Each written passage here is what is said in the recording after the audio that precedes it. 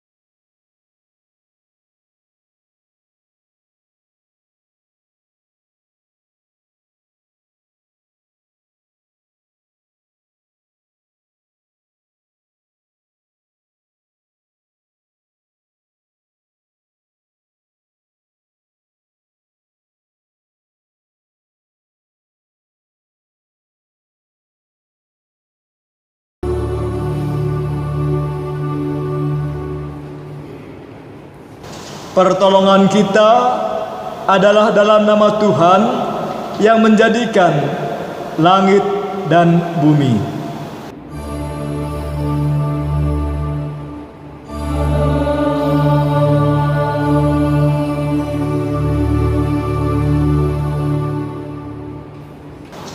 Surat Roma pasal 14 ayat 19 sebagai nas pembimbing. Sebab itu, marilah kita mengejar apa yang mendatangkan damai sejahtera dan yang berguna untuk saling membangun. Terimalah salam, kasih karunia dan damai sejahtera dari Allah Bapa kita dan dari Tuhan Yesus Kristus menyertai kamu.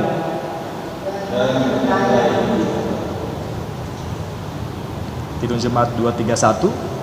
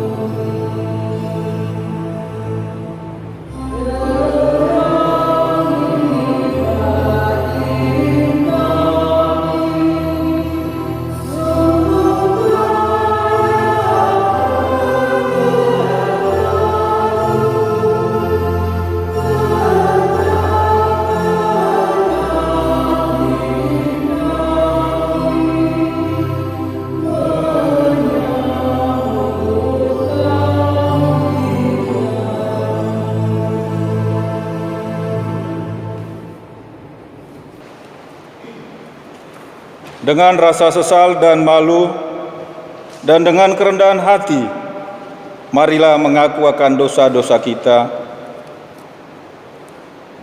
Ya Allah yang kudus dan penuh kemurahan, kami menyadari dan mengaku di hadapan-Mu hakikat kami yang berdosa dan rapuh, sehingga cepat untuk berbuat jahat dan lambat untuk berbuat baik. Kami menyadari dan mengaku akan kelemahan kami dan sikap hidup yang mementingkan diri. Engkau mengetahui betapa sering kami berdosa mengembara dari jalan-Mu, menyia-nyiakan pemberian-Mu dan melupakan kasih-Mu. Ya Allah Maha Kasih, kasihanilah kami orang-orang yang telah malu dan menyesal ini, karena dalam segala hal kami telah menyakiti hati-Mu. Ajarlah kami untuk membenci kesalahan yang kami lakukan. Bersihkanlah kami dari dosa demi nama anak-Mu yang kekasih.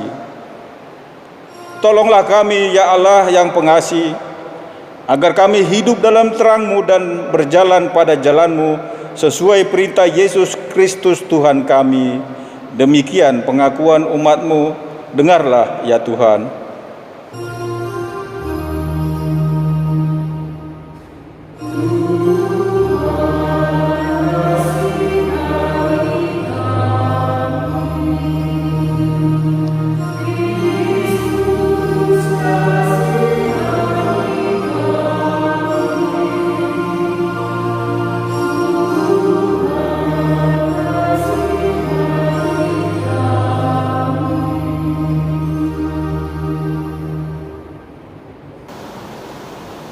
Kepada setiap orang yang telah mengaku dosa dan bertobat, disampaikan berita anugerah pengampunan seperti tertulis dalam Injil Matius pasal 11 ayat 28. Marilah kepadaku semua yang letih lesu dan berbeban berat, aku akan memberi kelegaan kepadamu. Berdasarkan firman Tuhan itu, sebagai pelayan Yesus Kristus, kami memberitakan bahwa pengampunan dosa telah berlaku dalam nama Bapa dan Anak dan Roh Kudus. Syukur kepada KJ 359 Tidur Jumat 399.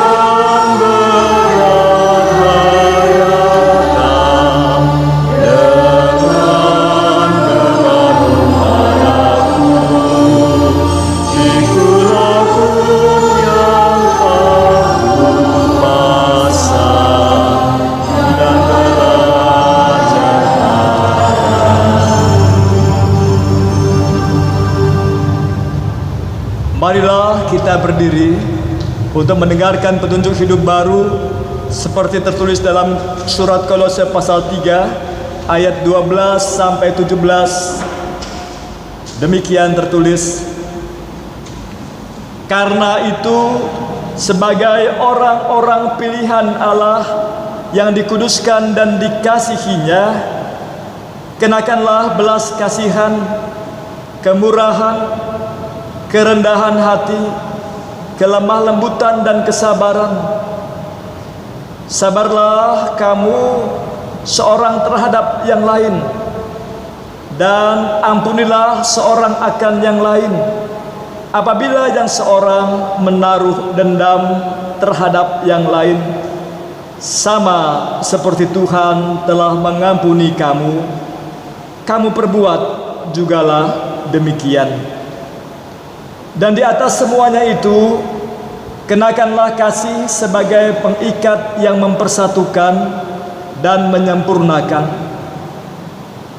Hendaklah damai sejahtera Kristus memerintah dalam hatimu, karena untuk itulah kamu telah dipanggil menjadi satu tubuh, dan bersyukurlah. Hendaklah perkataan Kristus diam dengan segala kekayaannya di antara kamu, sehingga kamu dengan segala hikmat mengajar dan menegur seorang akan yang lain, dan sambil menyanyikan mazmur dan puji-pujian dan nyanyian rohani, kamu mengucap syukur kepada Allah di dalam hatimu. Dan segala sesuatu yang kamu lakukan dengan perkataan atau perbuatan, lakukanlah semuanya itu dalam nama Tuhan Yesus, sambil mengucap syukur oleh Dia kepada Allah Bapa kita. Roh Kudus menolong kita mewujudkan kemuliaan Allah dalam seluruh hidup dan kesaksian kita di dunia.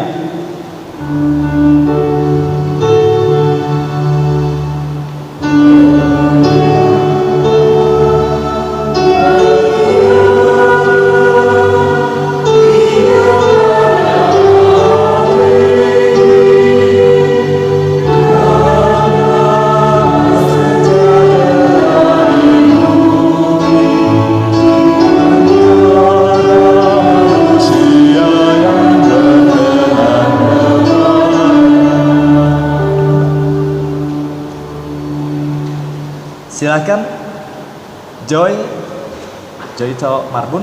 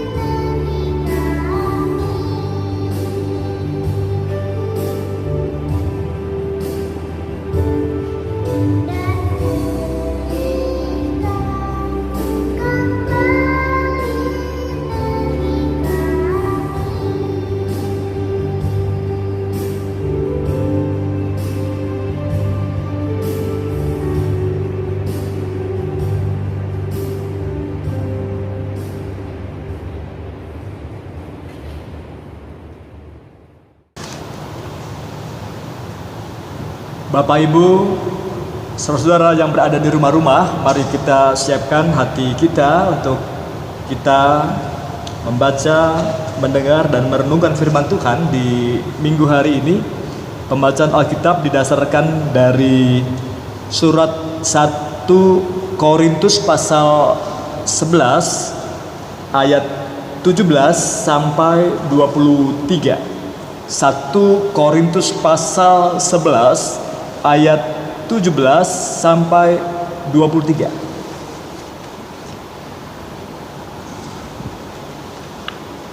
Dan mari kita berdoa, mohon pimpinan Tuhan.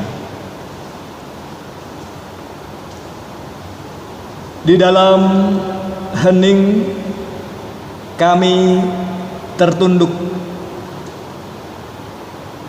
datang kepadamu, bukan oleh kuat dan gagahnya kami, melainkan oleh kasih karunia-Mu yang mendahului kami. Dalam doa dan harapan, ya Allah, ya Bapa, sudilah hadir dan membimbing kami, para hamba dan jemaat yang kini sedia untuk mendengar firman-Mu. Bersabdalah ya Tuhan, berilah damai sejahtera-Mu berkuasa atas para hamba dan jemaat-Mu, dan mampukanlah kami semua hidup selaku jemaat yang melakukan firman-Mu. Di dalam Yesus Kristus Tuhan. Amin. Bapak Ibu jemaat Tuhan, mari berdiri mendengar firman Tuhan. Haleluya.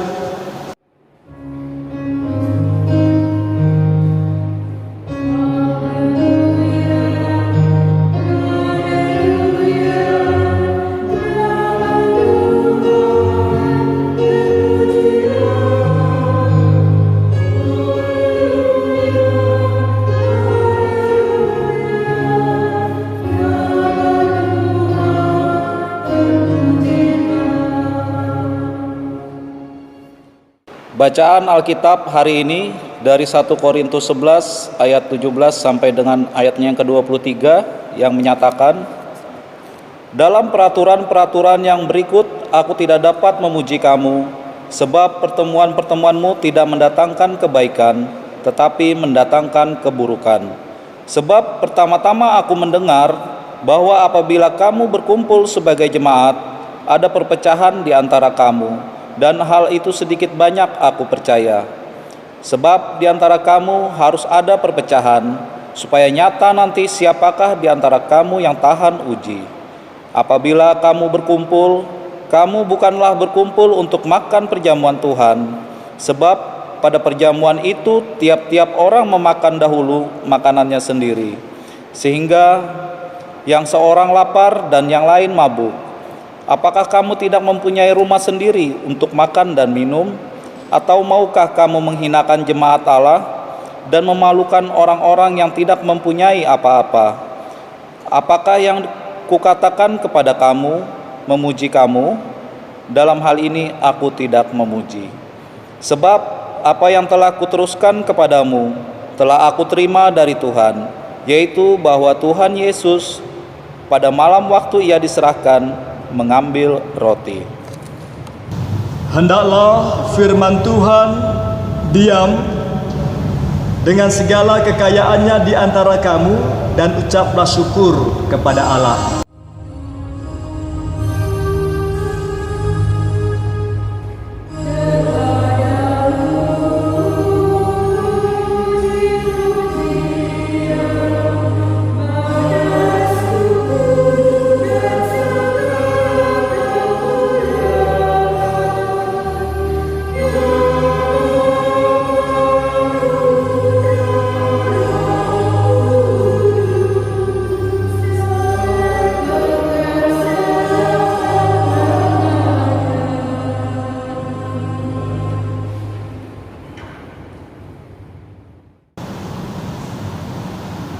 Bapak Ibu, saudara-saudara, Rasul Paulus dalam 1 Korintus pasal 11 ayat 17 berkata,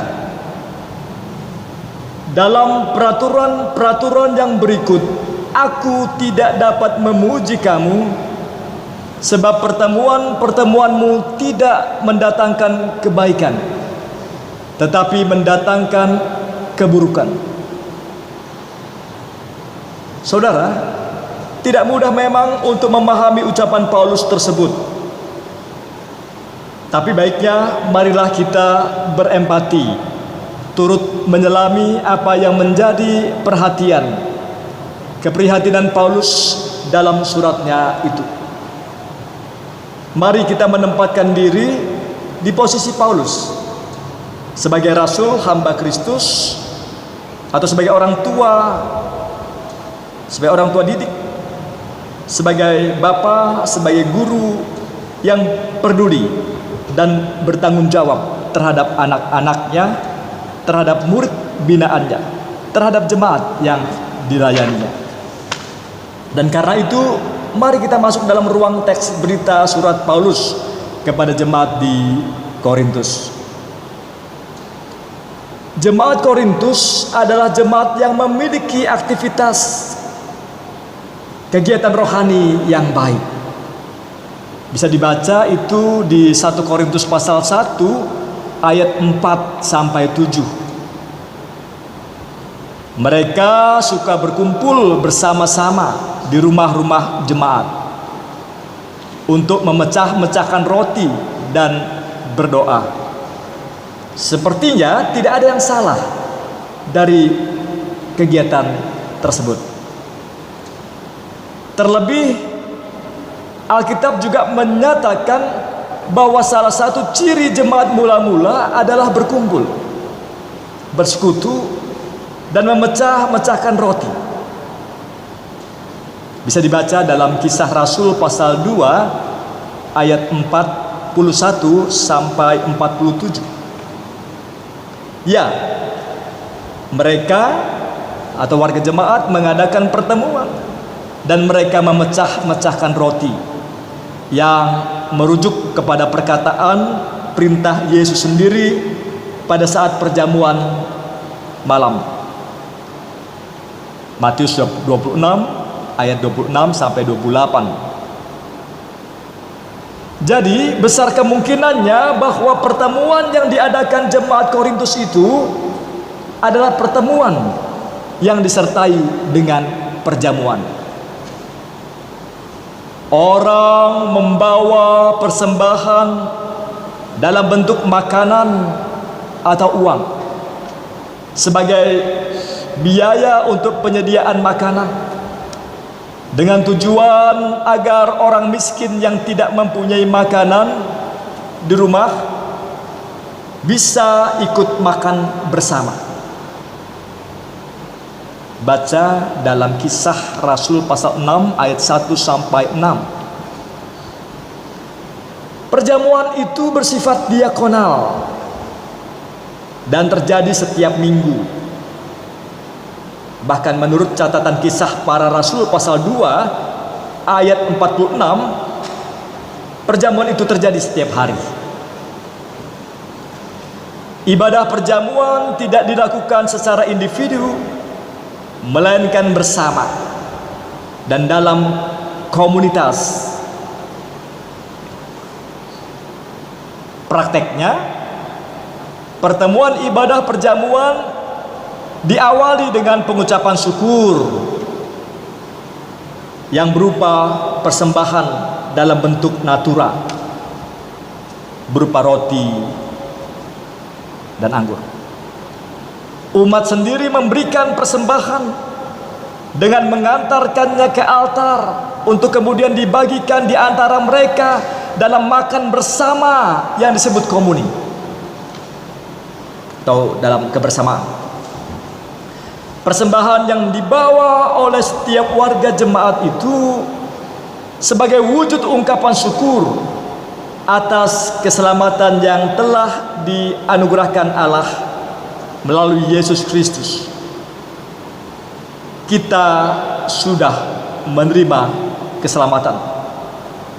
Maka kita bersyukur. Itu pesannya. Melalui perjamuan itu dimaksudkan agar peristiwa Kristus yang berkorban di kayu salib senantiasa hadir di dalam spiritualitas kehidupan jemaat di Korintus. Puncak perayaan perjamuan adalah mereka makan bersama, yang disebut komuni, simbol kebersamaan, atau komuni adalah simbol kebersamaan, sehingga ada saling perhatian dan pengertian di antara mereka sebagai warga jemaat. Berdasarkan teks bacaan surat 1 Korintus 11 ini, Paulus mendengar bahwa ada perpecahan di antara mereka, dan perpecahan ini nampak pada saat mereka berkumpul. Baca 1 Korintus 11 ayat 18 dan 20. Sungguh suatu pemandangan hidup persekutuan gereja yang miris. Ironis bahwa di satu sisi, di saat orang mengharapkan realisasi yang paling besar dari visi persekutuan melalui perjamuan Tuhan itu, yaitu hadirnya damai sejahtera, di mana sesama warga jemaat Tuhan hidup rukun, bersatu, saling menolong dan memperhatikan pada perjamuan malam itu. Namun di sisi yang lain, di antara mereka atau di antara jemaat ada yang menunjukkan sikap yang sombong dan masing-masing mengabaikan yang lain. Saudara, seharusnya dengan mengadakan pertemuan-pertemuan seperti itu, jemaat Korintus akan lebih memahami makna dari perjamuan kudus itu. Akan tetapi Paulus justru mengatakan bahwa ia tidak memuji mereka atas pertemuan-pertemuan yang mereka adakan, karena hal itu justru mendatangkan keburukan. Baca ayat 17 1 Korintus 11. Apa saja keburukan yang dimaksud Paulus? Pertama, adanya perpecahan di dalam pertemuan-pertemuan tersebut. Seharusnya ketika jemaat Tuhan berkumpul, bersekutu, di situ ada kesehatian. Akan tetapi justru di jemaat Korintus terdapat perselisihan ketika mereka berkumpul. Kedua, keburukannya adalah mereka berkumpul untuk makan perjamuan Tuhan, tetapi tidak melakukannya untuk Tuhan. Loh, kok bisa? Ya, karena mereka justru tidak memahami makna di balik perjamuan Tuhan tersebut, tetapi justru menganggap perjamuan Tuhan sebagai kesempatan untuk makan dan minum sepuas-puasnya. Oleh karena itulah Paulus menegur jemaat di Korintus, karena mereka tidak memahami esensi makna dari perjamuan Tuhan itu. Coba dengar apa kata Paulus pada ayatnya yang ke-20. Kamu bukanlah berkumpul untuk makan perjamuan Tuhan. Sebaliknya, mereka makan dan minum dengan cara yang egois, mementingkan diri sendiri. Ayat 21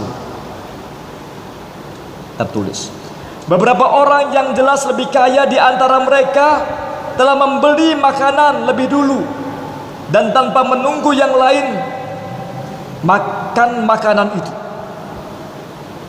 Bahkan ada yang minum anggur secara berlebihan. Semua ini terjadi sementara anggota-anggota persekutuan yang lebih miskin, yang hanya dapat membawa sedikit makanan, atau bahkan ada yang tidak dapat membawa apa-apa, menjadi malu. Orang-orang yang lebih kaya dan terhormat bukannya membagikan makanan dari kelimpahan mereka seperti yang telah dilakukan oleh orang Kristen di Yerusalem. Di Kisah Rasul pasal 4 ayat 32. Tetapi mereka bersikap seolah-olah mereka berada di rumah mereka sendiri. Dan dengan sikap perilaku tersebut, bukan makanan perjamuan Tuhan yang mereka makan, melainkan makanan mereka sendiri. Jadi bagi Paulus masalahnya adalah mereka mengambil bagian dalam persekutuan, dalam ibadah perjamuan kudus dengan cara yang tidak hormat, tidak pantas, tidak layak, yang memalukan seluruh jemaat, dengan tindakan yang tidak dikendalikan oleh kasih untuk saudara-saudara seiman yang membutuhkan. Dengan tingkah laku mereka yang tanpa kasih itu, artinya mereka menentang makna tujuan dari kematian pengorbanan Kristus yang menebus dan mendamaikan dunia yang cemar. Bahwa tubuh Kristus yang terkoyak dan berdarah itu dipersembahkan kepada Bapaknya hanya untuk keselamatan hidup manusia. Ia telah mengorbankan dan menyerahkan dirinya di kayu salib supaya manusia pun diperdamaikan. Saudara, di dalam kasih Tuhan Yesus Kristus, dalam konteks saat ini kita pun merenungkan pertemuan-pertemuan jemaat. Ada dalam bentuk ibadah minggu, ada dalam bentuk ibadah rumah tangga, ada dalam bentuk ibadah perayaan gerejawi, atau pertemuan dengan nama lainnya yang umumnya dilakukan di rumah jemaat secara bergilir maupun di gereja. Pernahkah kita memikirkan apakah ketika datang dalam pertemuan demi pertemuan, dalam persekutuan tersebut, nama Tuhan yang dipermuliakan? Bukankah selalu ada orang, warga jemaat yang datang hadir dalam persekutuan, dalam doa dan ibadah jemaat, namun pikiran dan hatinya mengembara, berselancar di dunia maya dengan HP-nya? Bukankah ada saja orang di dalam persekutuan, namun ia sibuk juga berkhotbah di belakang? Ada juga yang mondar-mandir keluar masuk ketika waktu ibadah, dan doa syafaat mereka tertidur. Bukan karena kurang tidur, tetapi karena dari rumah motif tujuan datang ke gereja bukan untuk jujur dan tulus bersekutu beribadah. Bukankah juga selalu ada orang yang tidak merasa puas terlayani di gereja, tidak terpilih sebagai presbiter, majelis jemaat, sebagai PHAMJ, sebagai komisi, sebagai pengurus pelkat, maupun juga panitia di gereja. Lalu dengan berbagai cara membuat kegelisahan, keributan, pertengkaran di dalam dan di antara warga jemaat dan majelis jemaat. Lalu ujung-ujungnya ia keluar pindah gereja. Katanya banyak jalan menuju Roma.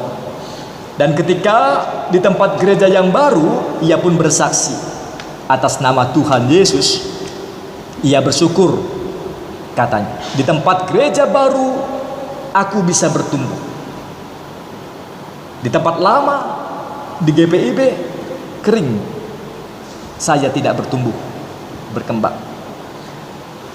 Bukankah juga selalu ada orang yang datang terlambat beribadah dan berkata yang penting sudah ke gereja? Lebih baik terlambat daripada tidak sama sekali, katanya. Bukankah selalu ada orang yang hadir bersama-sama dalam ruang ibadah, namun datang hanya untuk menggosipkan orang lain?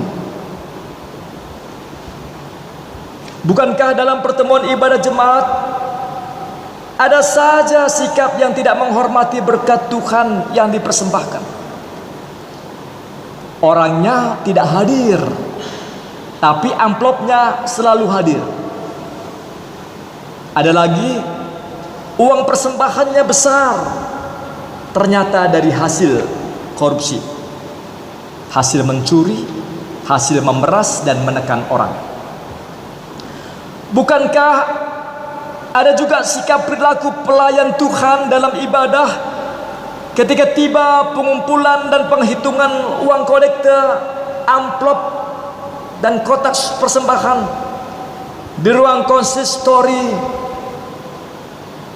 ada saja yang berulah amplop dijatuhkan, lalu ia juga menjatuhkan pulpennya, dan ia mengambil pulpen itu sambil cepat memasukkan amplop uang persembahan itu ke dalam kaos kakinya. Hanya Tuhan dan dirinya yang tahu. Wallahu alam bisawab. Hanya Allah yang lebih tahu, yang mengetahui. Begitu kata saudara kita yang datang dari Arab Saudi. Juga masih terkesan dalam ingatan kita, bukankah seringkali banyak warga jemaat turut serta dalam event lomba paduan suara, Pasparawi antar gereja, tingkat daerah, tingkat nasional, tingkat regio, tingkat wilayah, dan seterusnya. Banyak warga jemaat yang antusias berlatih, mengundang pelatih, dan mengenakan pakaian seragam lomba. Para peserta berlatih serius, vokal, sopran, alto, tenor, dan bass diolah, berharap lebih baik, lebih merdu, lebih kompak. Tiba event lomba, tim paduan suara berdoa, ya Tuhan, kami akan berlomba menyanyikan lagu pujian dan syukur bagimu. Ternyata tidak percuma hasil latihan. Hasilnya mereka juara satu. Juara satu diraih, piala dipajang di lemari kantor gereja sebagai kenangan yang berkesan dan membanggakan. Namun banyak orang dalam gereja yang merasa sedih melihat, mendengar nyanyian gereja dalam ibadah minggu terasa hambar, fals. Organis berjalan ke kiri, kantor ia berjalan ke kanan. Pemandu lagu fokus dengan dirinya. Juga banyak orang ketika hadir dalam ibadah minggu yang kecewa, kesal, dan merasa tidak terberkati oleh nyanyian pujian yang dibawakan, dipersembahkan oleh beberapa warga jemaat yang berinisiatif untuk tampil memuji Tuhan. Suara kemana, musik kemana. Orang-orang suka tampil ke depan secara mendadak, tanpa persiapan, tanpa latihan. Ujung-ujungnya jadi bahan cemoohan, jadi bahan tertawaan. Pertanyaannya adalah, kemanakah tim paduan suara, tim vokal grup gereja yang pernah tampil berlomba dan meraih juara itu? Di manakah mereka, para penyanyi hebat bersuara merdu yang telah meraih juara itu? Di tengah-tengah hidup persekutuan ibadah jemaat. Satu lagi, bukankah seringkali dalam ibadah rumah tangga, dalam ibadah syukur rumah tangga, itu berpotensi menjadi ajang untuk unjuk kebolehan, kemampuan, Lalu jemaat memujinya, wow, sajian makanannya mantap, pasti enak, lezat. Demikian juga seringkali ibadah syukur rumah tangga menjadi ajang kesempatan untuk makan sepuas-puasnya, sebanyak-banyaknya, tak peduli dan orang lain di sekitarnya. Emang gue pikirin, setelah kata amin, doa makan selesai, orang cepat bergegas menuju meja perjamuan kasih, meja sajian. Lupa antri, lupa etika, dan lupa untuk berhenti sebelum kenyang.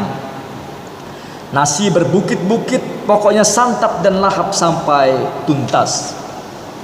Orang di belakangnya, apalagi yang di posisi paling belakang, hanya bisa geleng kepala dan usap dada. Semua tinggal kenangan. Ayam tinggal kepala dan cekernya. Ikan bakar, cakalang tinggal kepala, ekor, dan duri. Sop tinggal airnya. Semua yang enak habis, nyaris tak bersisa. Hanya ada tempe, tahu yang masih banyak tertinggal di meja sajian. Paulus dalam hal ini pernah menasihatkan jemaat di Roma.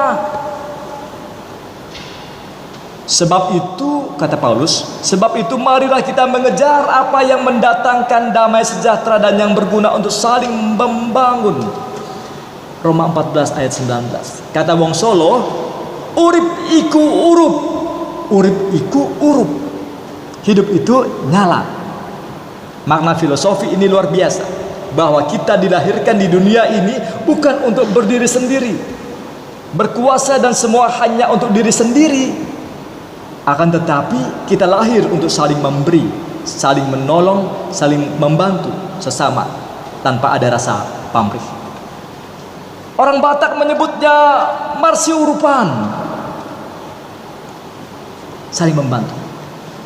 Sintua Ompung Mitra Lumban Gaul di Parsingguran Dolok Sanggul dalam kesempatan Marhata berkata, marsiurupan mahamu mamorsan akana dokdoki ima dalam mangarodoti patik di Kristus. Bertolong-tolonglah menanggung bebanmu.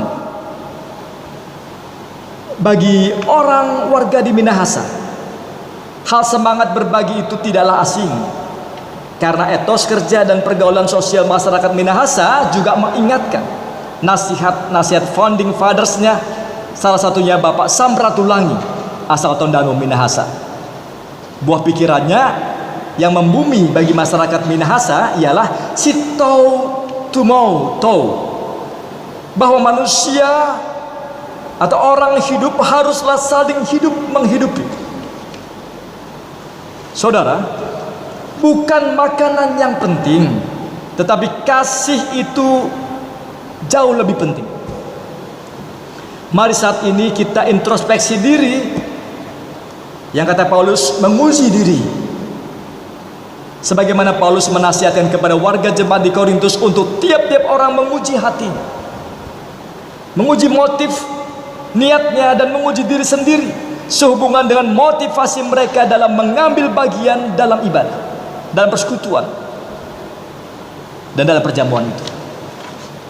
Apakah mereka masih memikirkan orang lain di sekitarnya, atau apakah mereka hanya memikirkan dirinya sendiri? Yesus Tuhan kita dalam khotbahnya di bukit berkata, berbahagialah orang yang suci hatinya, karena mereka akan melihat Allah. Matius 5 ayat 8. Ucapan tersebut bisa dikenakan kepada saya dan saudara dalam hal sikap hidup beribadah kepada Tuhan, bahwa berbahagialah orang yang bersih hatinya, yang lurus motifnya, yang jujur dan tulus hatinya, yang tidak neko-neko, yang tidak ada udang di balik batu. Karena orang-orang seperti itulah yang akan melihat Allah, artinya ya didekatkan dengan hal-hal yang baik, didekatkan dengan kerajaan surga, kerajaan Allah, yaitu damai sejahteranya. Mengakhiri renungan ini, mari kita ingat kembali lagu PKJ. Ya, sudah jarang ya di GPIB, tapi tidak ada salahnya kita membuka PKJ nomor 264. Judulnya, apalah arti ibadahmu. Begini syairnya. Apalah arti ibadahmu kepada Tuhan bila tiada rela sujud dan sungkur? Apalah arti ibadahmu kepada Tuhan bila tiada hati tulus dan syukur? Refrain: ibadah sejati jadikanlah persembahan. Ibadah sejati kasihilah sesamamu. Ibadah sejati yang berkenan bagi Tuhan jujur dan tulus. Itulah ibadah murni bagi Tuhan. Selamat hidup beribadah dan saling memberkati dan menghidupi. Tuhan Yesus memberkati kita semua. Amin.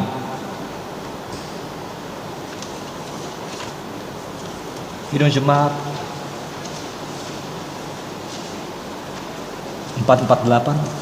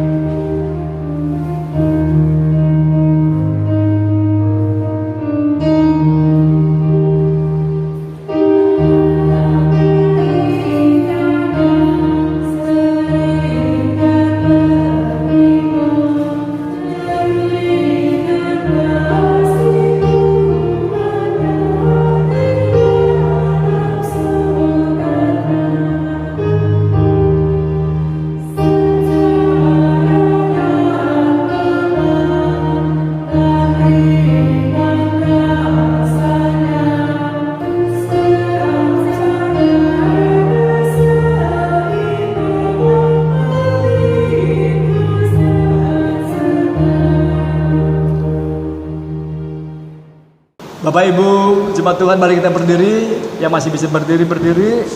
Kita akan mengucapkan pengakuan iman rasuli dan hati dan mulut, dan kita berkata, aku percaya kepada Allah Bapa yang Maha Kuasa, Khalik langit dan bumi, dan kepada Yesus Kristus anaknya yang tunggal, Tuhan kita, yang dikandung dari Roh Kudus, lahir dari anak darah Maria, yang menderita di bawah pemerintahan Pontius Pilatus, disalibkan, mati dan dikuburkan, turun ke dalam kerajaan maut.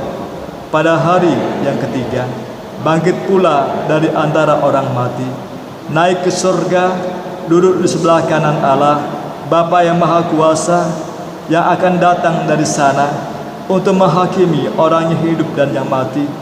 Aku percaya kepada Roh Kudus, gereja yang kudus dan am, persekutuan orang kudus, pengampunan dosa, kebangkitan daging, dan hidup yang kekal. Duduk kembali. Bapak Ibu jemaat Tuhan, mari kita bersatu hati untuk kita berdoa dalam doa syafaat.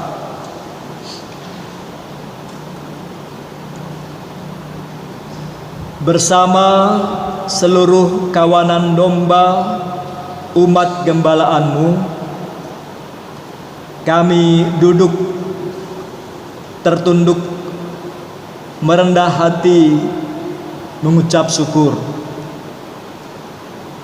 Ya Bapa, kami sungguh bersyukur, bukan karena aksesoris tubuh bawaanku maupun organ-organ yang mengitari tubuh lahiriahku, tetapi aku bersyukur karena hidupku adalah hembusan nafasmu, di mana wajahku adalah wajahmu. Deritaku tentu deritamu juga. Kami bersyukur karena Engkau Maha Hadir, menembus langit-langit berawan, menembus tembok-tembok kekuasaan, menembus cemas lesu hati dunia tanpa pengharapan, menembus ruang-ruang isolasi puluhan juta insan terpapar sakit, terpapar lapar, terpapar duka nestapa. Itu kami sadari. Kehadiranmu adalah kekuatanku, pembangkit daya semangat juang, menghadapi 1001 macam derita persoalan yang mustahil tanpa kunci jawaban. Wahai saudaraku, sesamaku,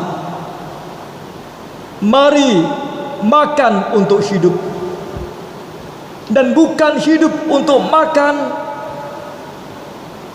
Wahai saudaraku, sesamaku, hiduplah untuk berjuang, dan bukan berjuang untuk hidup bagi perut dan dirimu sendiri. Tadi aku merenung titahmu, ya Bapa. Pesanmu, jadilah anggota tubuhmu yang peduli atas sesama, giat merawat cinta damaimu di tengah kebinekaan hayati dan insani yang tumbuh subur di bumi ladangmu.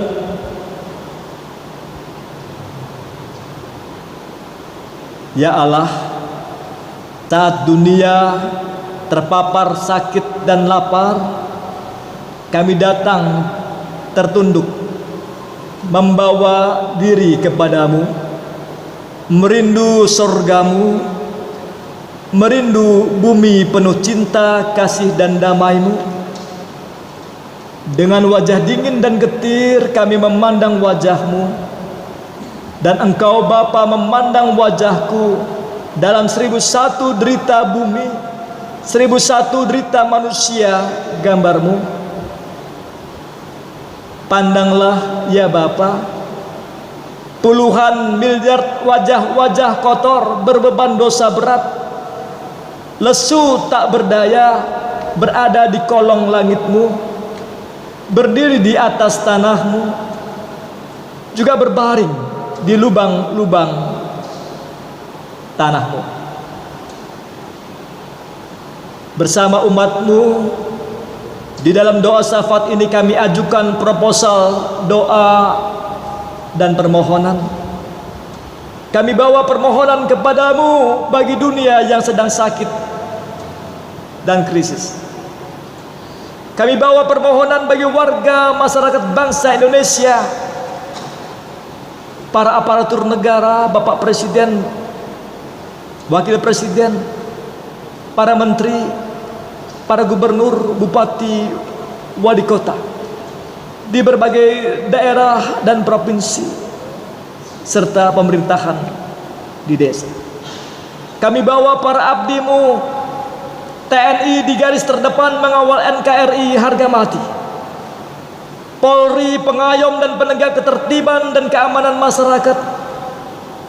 Kami bawa permohonan bagi para dokter, tim medis, juru rawat yang berada di garis terdepan penanganan dan perawatan jutaan orang korban COVID-19. Kami bawa permohonan bagi jutaan orang yang terpapar PHK dan lapar.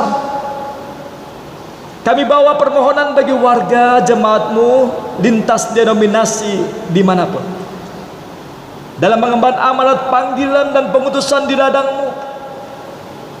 Di dalamnya GPIB Jemaat Immanuel Landasan Ulin di ketiga sektor. Warga umatmu yang terpapar pergumulan sakit di rumah maupun di rumah sakit. Wargamu yang berduka cita, wargamu yang lansia, janda, duda, yatim piatu. Demikian kami mengingat dan mempercayakan kepadamu akan hari ini dan hari esok, masa depan rumah tangga jemaatmu di ketiga sektor, Nazaret, Yudea dan Galilea. Anak-anakmu dalam masa balita maupun anak-anakmu di jenjang pendidikan dari TK sampai perguruan tinggi. Juga anak-anakmu yang akan meneruskan pendidikan ke jenjang akademi maupun universitas, maupun anak-anakmu yang sedang melamar kerja, juga yang akan berumah tangga. Tak lupa kami mengingat dalam doa juga bagi orang tua, anak-anak dan keluarga yang berada jauh dari kami. Tak lupa kami bawa permohonan bagi wargamu yang mengucap syukur atas hari ulang tahunnya, atas hari kelahiran, atas perkawinan, atas apapun berkatmu yang tak terhitung.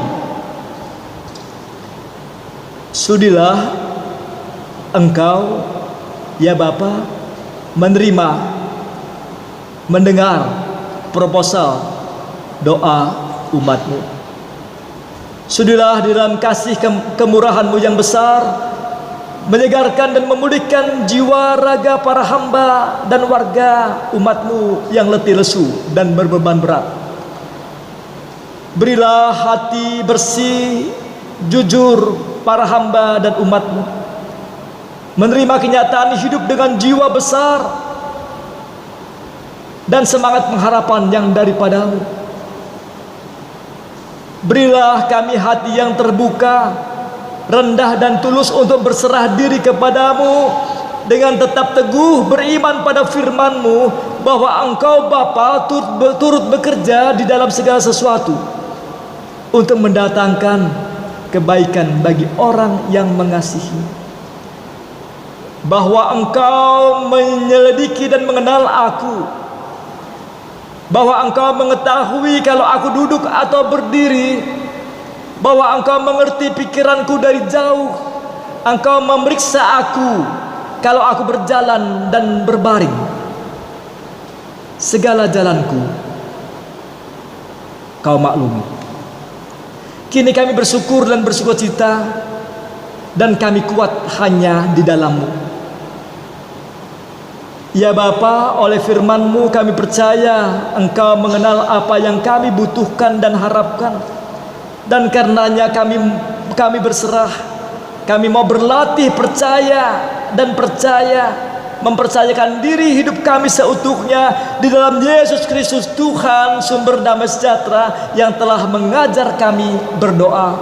Bapa kami, Bapa kami di surga, dikuduskanlah namamu, datanglah kerajaan-Mu, jadilah kehendak-Mu di bumi seperti di surga. Berilah kami pada hari ini makanan kami yang secukupnya, dan ampunilah kami akan kesalahan kami, seperti kami juga mengampuni orang yang bersalah kepada kami. Dan jangan bawa kami ke dalam pencobaan, tetapi lepaskanlah kami dari yang jahat.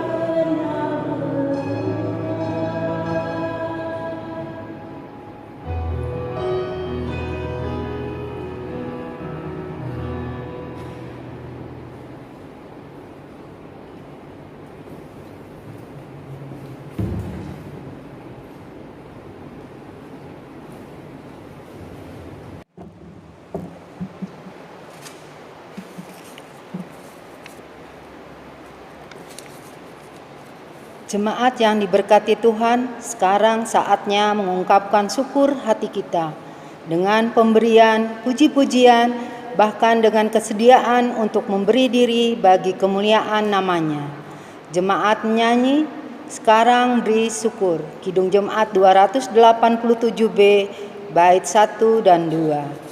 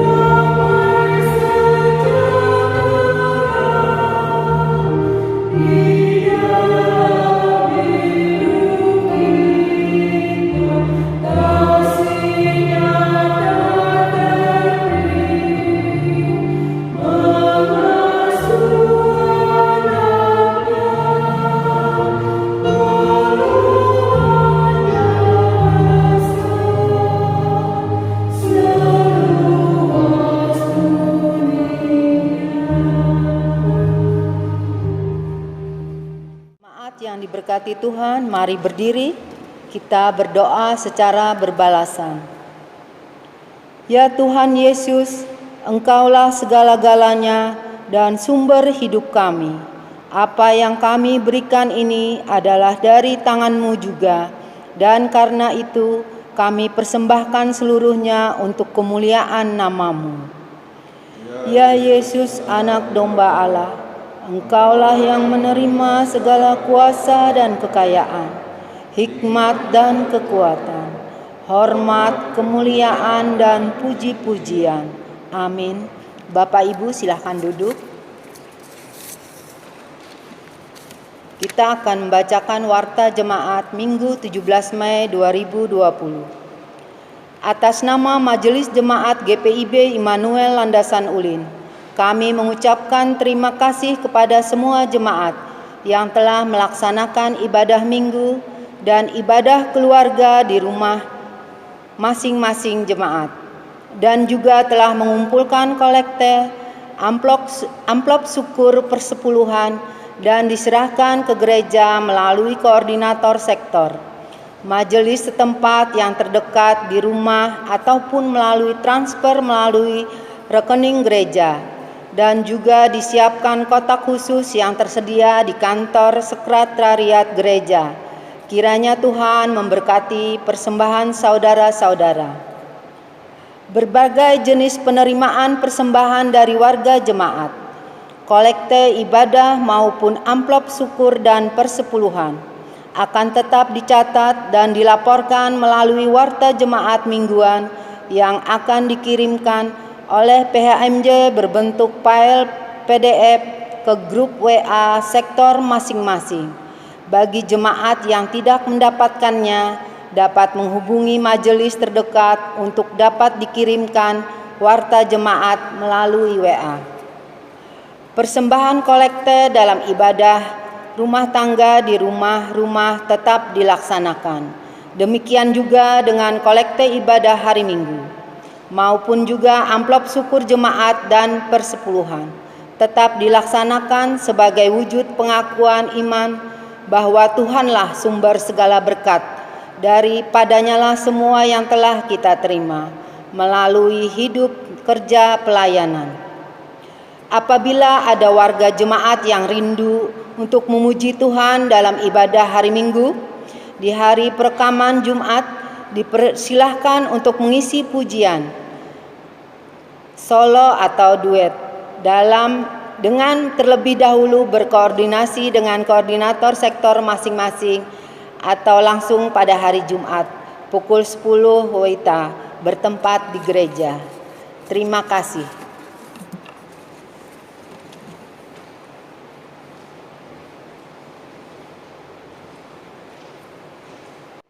Bapak, Ibu, Saudara, jangan lupa bahwa di minggu depan, tepatnya di hari Kamis, kita ada laksanakan ibadah kenaikan, tetapi kita laksanakan secara online melalui YouTube saja.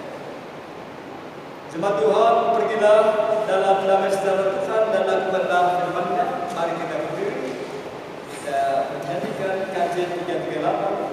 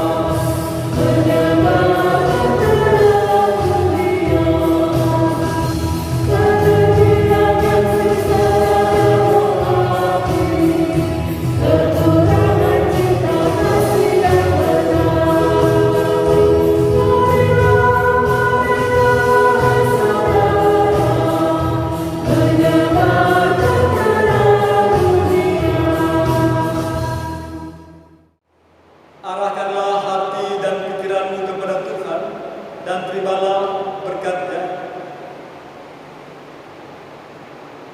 Tuhan memberkati engkau dan melindungi engkau. Tuhan menyinari engkau dengan wajah-Nya dan memberi engkau kasih karunia. Tuhan menghadapkan wajah-Nya kepadamu dan memberi engkau damai sejahtera.